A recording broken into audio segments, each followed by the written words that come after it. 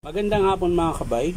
So ito po yung pangalawa ko na repair mga kabay, 38867 number 4. Ayan.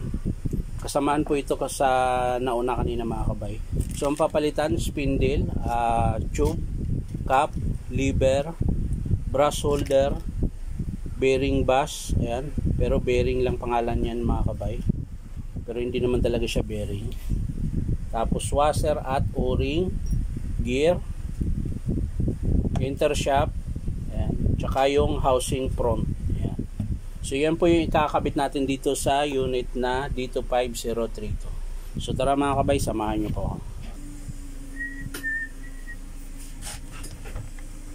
Kakalasin na natin. Ayan. Siyempre yung lock mga kabay. Ayan.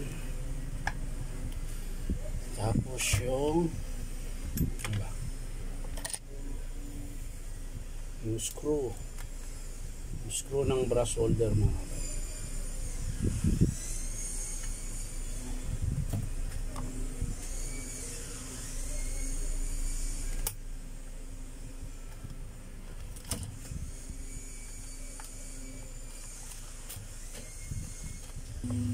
So na mga kabay, kalas na po. Ito na lang ang hindi pa.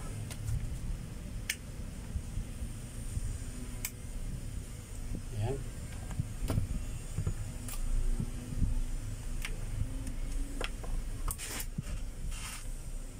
Spring. Tapos ang pakalas nito mga kabay pag ganyan. Pag kinakalas nyo po yung lever, pag ganyan lang po. Ayan. Tapos angat nyo na. Sikwatin nyo po dahan-dahan yan. Kalas na po yan. At syempre po papaluin nyo ito para lumabas yung yan. Bali ang papalitan natin dito mga kabay ay ayan, spindle tsaka yung connecting intershaft. Ayan, kasi nga po napudpud. So yan na mga kabay, kakabit na po natin tong bagong intershaft. Ayan.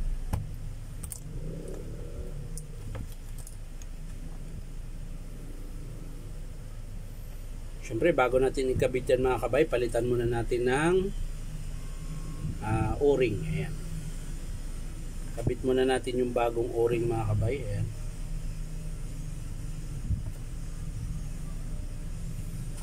Tapos grasa.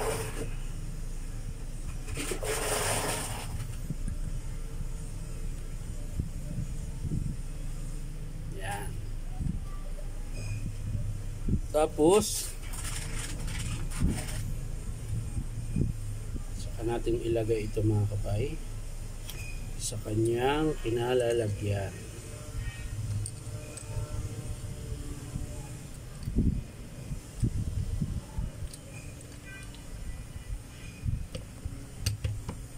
Ayan. Pag lumapat na mga kabay, sa kanyo ilagay yung dalawang screw ng sa intershaft. Ayan. Para po mag-lock siya.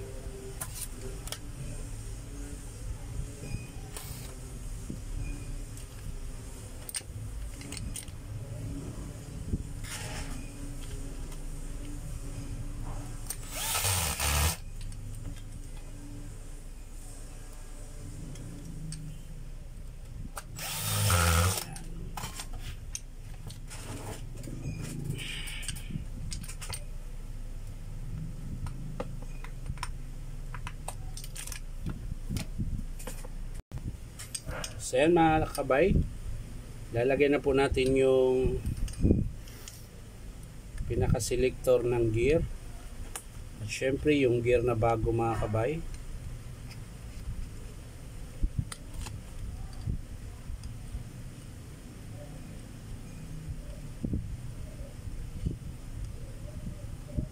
Yan, tapos yung bearing na hindi naman talaga siya bearing.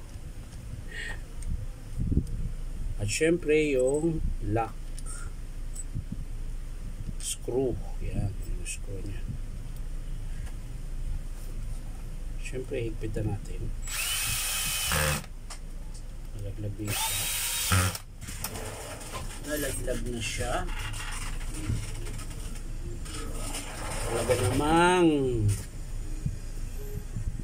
Tapos sunod mga kabay, yung spacer niya mga kabay.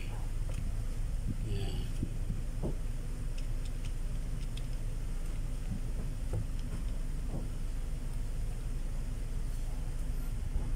So yan na mga kabay. Nakompleto na po. Nakasalansa na lahat. So ang susunod dito mga kabay, yung housing front. Ayan. Ilalagay na po natin ito mga kabay. Oops. Tutuwid muna natin yung spring. Medyo baluktot na po.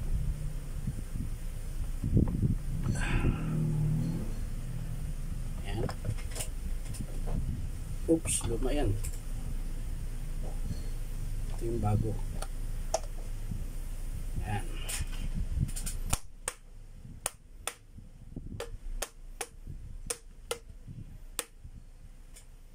Siyempre yung spring mga kabay, tsaka yung washer, syempre yung bulitas, ayan, tapos syempre yung bagong tube. Ihigpitan lang natin konti yung pinaka-lock nya mga kabay, yung lock ring. Ayan, so, tama, lock ring lang ang tawag nito kasi wala naman siyang butas. Bali, higpitan lang natin para sakto-sakto sa lock. Ayan.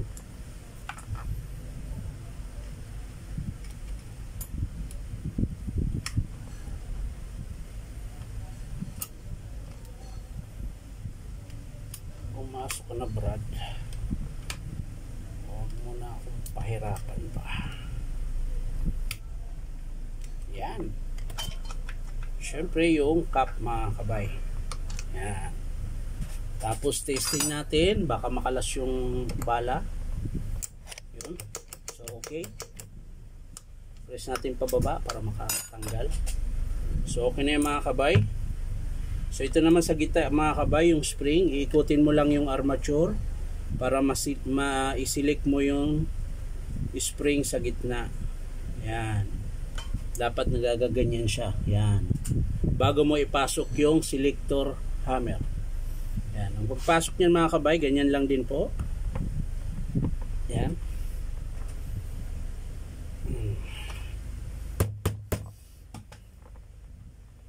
Yan. So yan na mga kabay. So ang next mga kabay, yung brush holder. I-assemble na natin dito sa housing mga kabay. So mga kabay, papasok na po natin ito.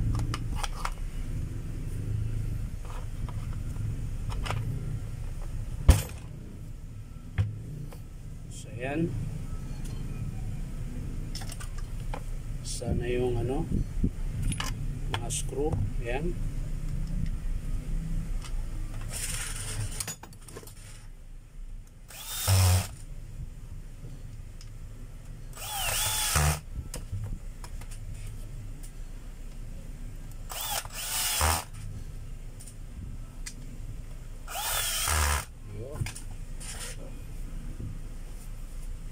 Siyempre mga kabay, yung brush holder ang sunod. Yan. Ganyan lang po ang pagpasok ng brush holder mga kabay. Pero bago nyo i-lock, kailangan munang nakapasok ng maigi. Pantay dapat. Tsaka kung ayan, hindi siya nakasilik mga kabay, hanggang dyan lang, ibig sabihin baliktad po yan mga kabay. So iikutin mo lang yan mga kabay. Yan. Yun lang, nakalas na yung lock ng carbon. So sumasabit na po siya.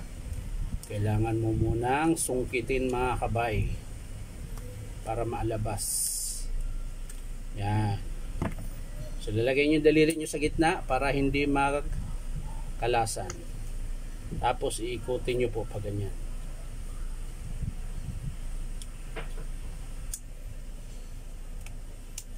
So ayan mga kabay, okay na siya, sagad na. Ayan. So ayan na mga kabay, nakabit ko na po yung brush holder. Ayan. So pwede nyo na itong ilagay sa kanyang switch handle. Ayan. At syempre, bago natin isara mga kabay, titesting muna natin kung gumagana. So ayan mga kabay. So isasara na natin mga kabay. At ang matesting natin ng maganda. So happy fiesta pala Bindoy sa aking lugar, sa Negros. Yan. So kamusta kayo dyan mga kabay sa Negros? Baka pwede nyo naman pong subscribe itong aking YouTube channel. So testing natin yung hammer tsaka drill mga kabay kung okay.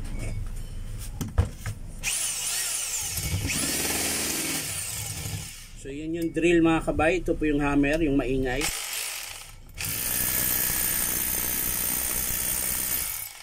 At yung chipping. Ayan.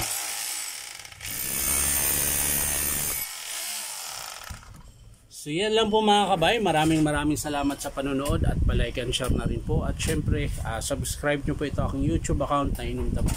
So bye bye.